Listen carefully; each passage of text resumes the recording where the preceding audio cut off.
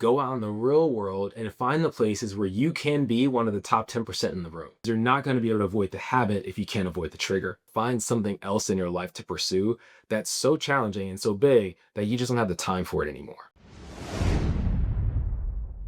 So, the way that I'm approaching this episode today is I want to take some common questions in all the trainings that I've been in, questions that come up often from guests in the room. Or when a student pulls me to the side, they'll ask this question of me because it's the answer they really want, but they're afraid to mention it in front of the group. The way I'll approach it is I'll premise the question in one of the ways I've heard it from people in the past.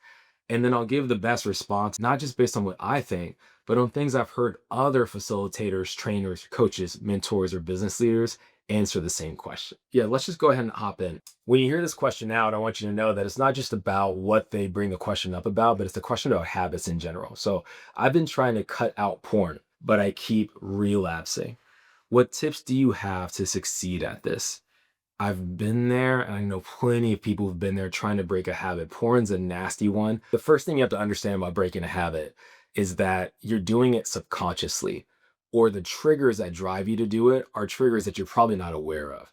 So the first thing we want to do if we want to try to break a habit is understand what the triggers are that start that habit off in the first place. Something throughout your day enters your mind's eye, or we're seeking a dopamine hit that the trigger will let us know it's time to go seek. So once we understand the triggers of the habit, then if we can interrupt the trigger, we can interrupt what's driving us to go do the porn habit in the first place. Some of the most common triggers for porn relate to the media that you're consuming when you're not watching porn.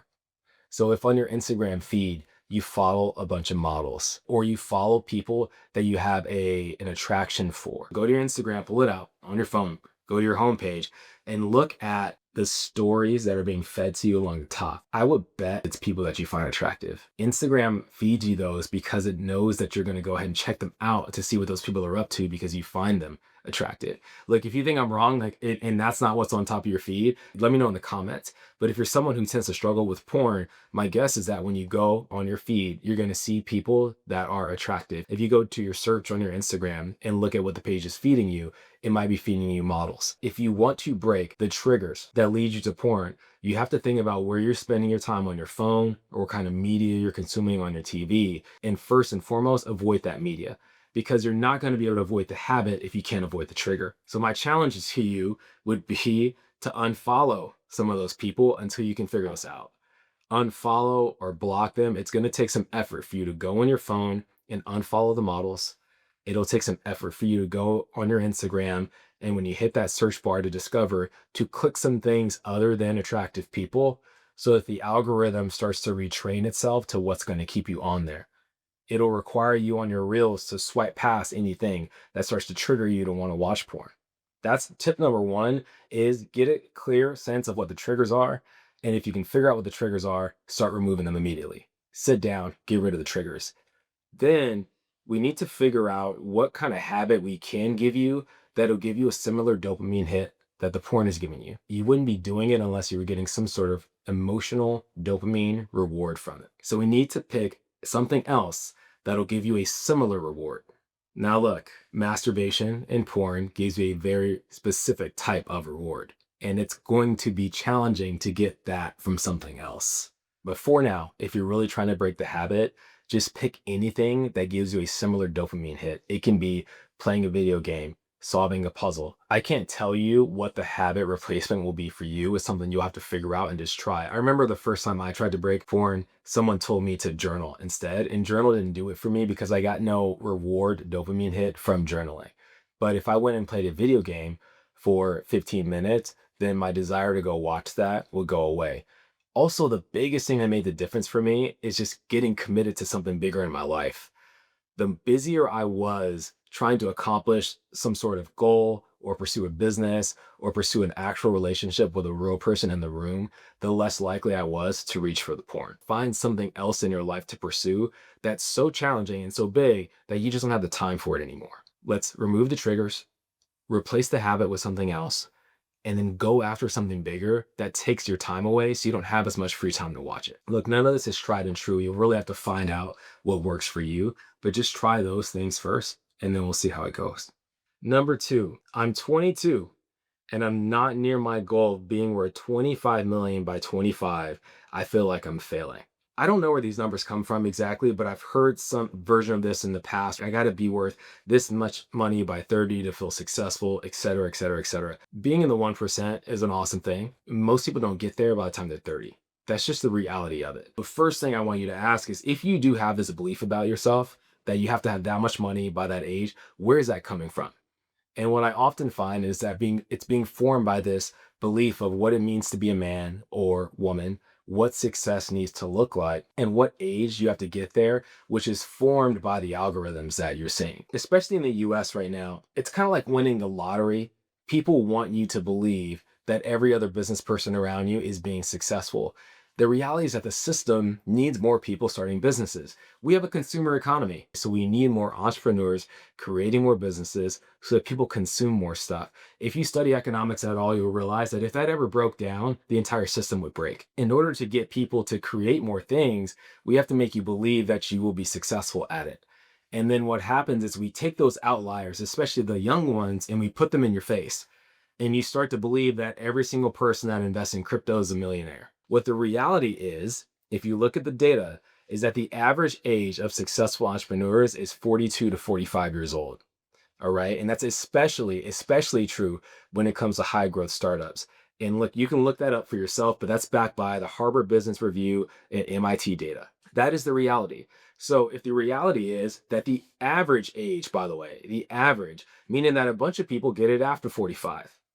The key is that you're pursuing something that you really care about and start going after it.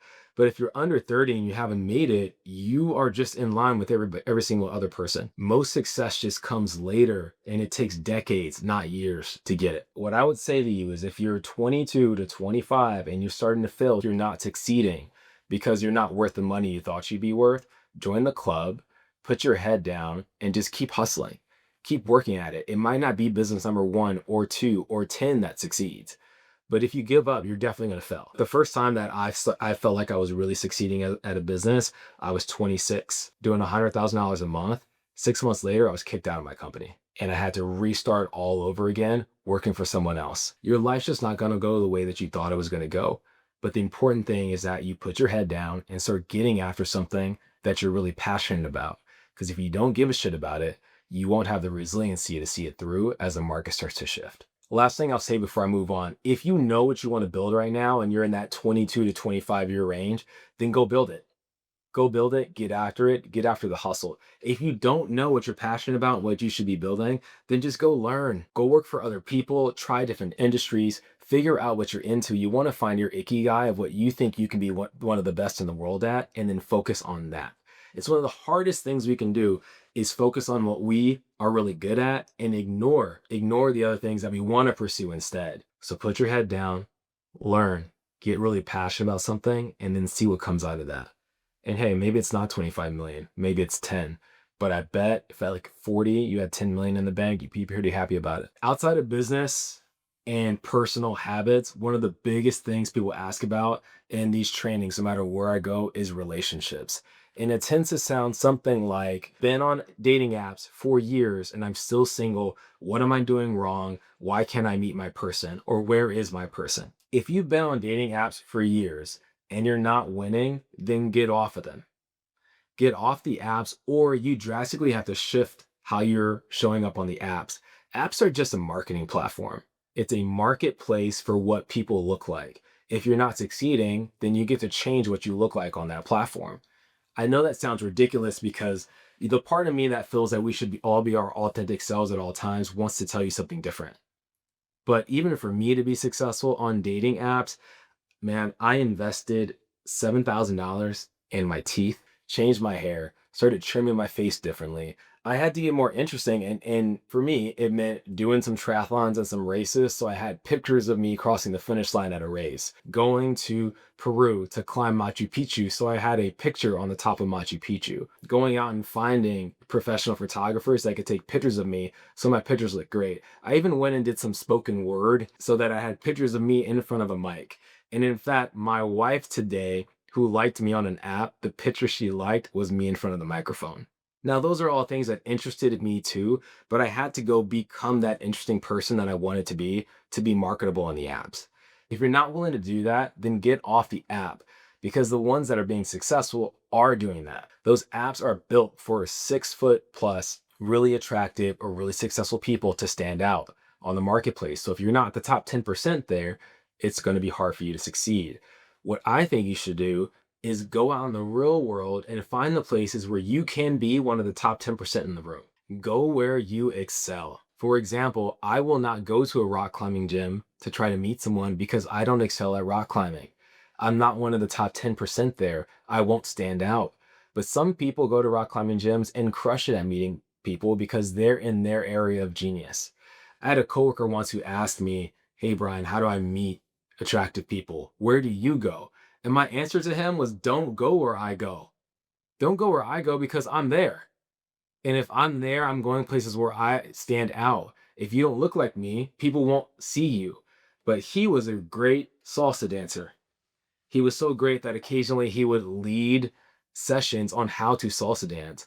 So I told him to just go to every salsa dance spot in the city multiple times a week and then see who he met there. And I swear to you, I'm not just making this up. Within 6 weeks, he found a girlfriend. And that's the girl that he's married to today. He didn't change his hair. He didn't change who he was. He just went and got into an environment where he could excel and he could stand out.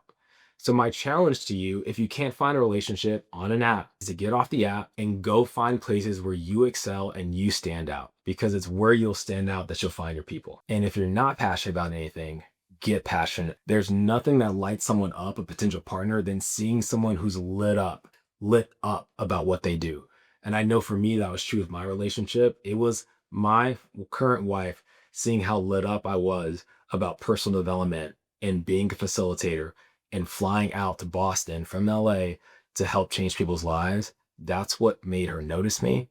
And that's what made her eventually marry me. Find that for you.